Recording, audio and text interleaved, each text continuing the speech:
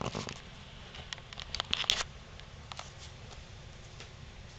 is my persuasive speech on the discrimination against tattoos in society today, using Monroe's motivated sequence. In society, even today, tattoos are looked down upon. A little over 20% of people have tattoos, according to the Huffington Post. According to the Pew Research Center, it states out of those 23%, approximately 30% of people with at least one tattoo are between 30 and 45 years old. In 1991, it was believed that tattoos had been used for about 3,000 years. But after 1991, when the Iceman was discovered, they found that he had tattoos on him. Therefore, it's now believed that tattoos have been around for over 5,200 years. Early tattoos were believed to be used for pain relief. This is because ancient Egyptian women had tattoos around their stomach, and that was in correlation with the pain of childbirth and pregnancy. It was originally thought that only women of lower social classes and prostitutes had tattoos, but this also was later found not to be true. This is because ceramic figurines were found of women of higher social status, and they had very ornate tattoos on the figurines that corresponded with the tattoos on the women's bodies, but the tattoos on the women's bodies were not as ornate as the figurines depicted. Um, the tattoos on the bodies actually were areas of little dots. There are a few cases of men that also had tattoos similar to the ones of that the women had, and they were in the joint areas.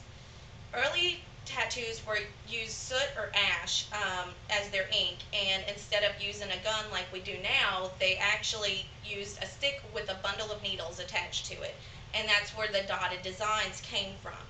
I think that the Smithsonian Institute sums it all up best by stating, humans have marked their bodies with tattoos for thousands of years. These permanent designs, sometimes plain, sometimes elaborate, always personal, have served as amulets, status symbols, declarations of love, signs of religious beliefs, adornments, and even forms of punishment. Discrimination is always involved with any type of minority. We have all fought at one time or another to cherish our right for equality. Even today, having visible tattoos can limit employment opportunities altogether. For example, if two people went in for the same job interview and applied, then the person with the tattoos may be overlooked with with except for the person or the other person may be selected, regardless if the person with the tattoo was better qualified and had a better interview process. This is still discrimination. Although it cannot always be proven, it should never be tolerated. In some corporate and conservative office environments, it's actually against the dress code to have visible tattoos. In 2011, CareerBuilder.com did a survey of several human resource managers, and this survey showed that tattoos were still the third most common physical characteristic that kept an employee from moving up in position. It is estimated that this is one of the main reasons that approximately 70% of people between the ages of 18 and 29 that have at least one tattoo have gotten that tattoo in a place that can be easily concealed. This is true even for people not in that age range, such as lawyers, paralegals, doctors, nurses, and other professional groups such as banking. Tattoos are better accepted now than they were 20 plus years ago. Until then, mostly servicemen and criminals had tattoos, but there is still a stigma attached to being inked. Potentially large or offensive tattoos may never be accepted in society, but minimal and tasteful tattoos are and should be more accepted in the corporate and casual office environment. It may be easy to say that a person shouldn't get a tattoo, or they should only get a tattoo if they choose to get one in a discreet location of their body. That can be easily concealed. However, the fact of the matter remains that the tattoo industry is a multi-billion-dollar industry. Any person can buy whatever house or vehicle they would like, provided that they have enough money to pay for it. They can also buy whatever shoes they prefer. People with tattoos should be able to show their tattoo with pride and not be afraid of the ramifications that these tattoos can cause. Obviously, it meant something to them to get these tattoos, since they spent approximately $110 an hour to get that, or they wouldn't have gotten it. When employees feel more accepted, they are more productive. They tend to worry less about what other people are thinking or saying about them, and worry more about the quality of work that is being provided. There are actually some companies that look for people that have tattoos or piercings or traits that set them apart from the crowd. Back to the corporate pros and cons. Office environments. If nothing is done, then nothing will change. If nothing changes, then employees will continue to produce the same results that in certain areas they are currently producing. If tattoos are more accepted, then and changes are implemented, then the employees will be prouder and more productive.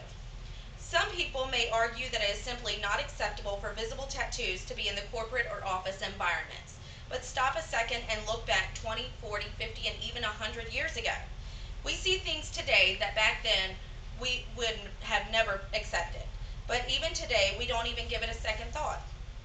Until World War II, normally women did not work outside the home. However, today, 70% of women work in nearly every industry imaginable. Until the Civil Rights Movement, Black Americans did not have the same rights as white Americans. But today, Black Americans can do anything that a white American can do, without any fear of persecution or retaliation. Until the mid-1970s, smoking was allowed in almost every building. But today, you have to stand an average of 30 feet from any window or door opening. Until the late 1980s, women couldn't even wear dress slacks or pants to the office. But today, it's over 50% of the average businesswoman's work attire. Dress down or casual Fridays became popular in the late 90s. Some offices even have their office staff dress down every day to make their clientele feel more comfortable. There cannot be change unless people talk. So talk to your employers, talk to your coworkers, talk to your friends, talk to your family members. If no one talks about the issues, then nothing will change. If the more attention that is gained, it starts to create a snowball effect. The bigger the snowball, the less the corporate society will attempt to keep things the way they are currently. Our nation is constantly changing. Some things evolve, are not so good, but other things make our country much better. These things tend to be equally opportunistic. That is what most people want, and what many have given their lives for: equal opportunity for everyone.